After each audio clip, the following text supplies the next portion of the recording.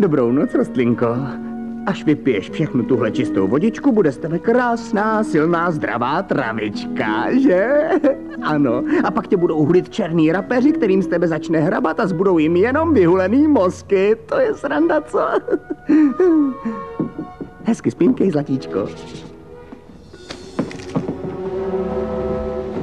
Tak. Zoubková víla. A ať jsou tam do rána penízky, ty co, no?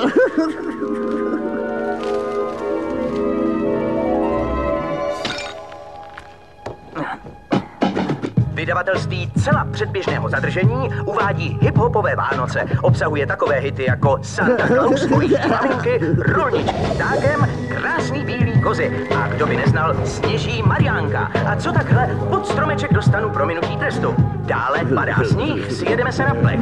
Divoký vánoční trip. Tiše a ochotně Mariánka na plotně voní. Tohle chci!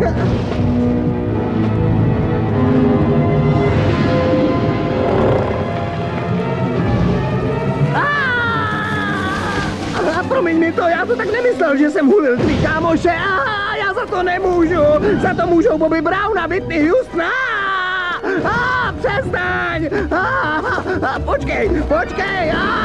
Do prdele, co děláš? Do pytle.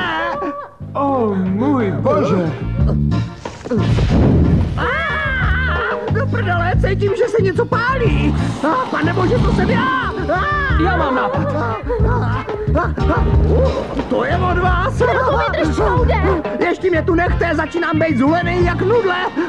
Pořádně, snaž se, šlupuj pořádně, zadrž to v sobě. A sakra, nekašlej to ven. Když nám vrátíš čmouda, dám ti kukuřiční lupínky. Sakra, do prdele to pálí.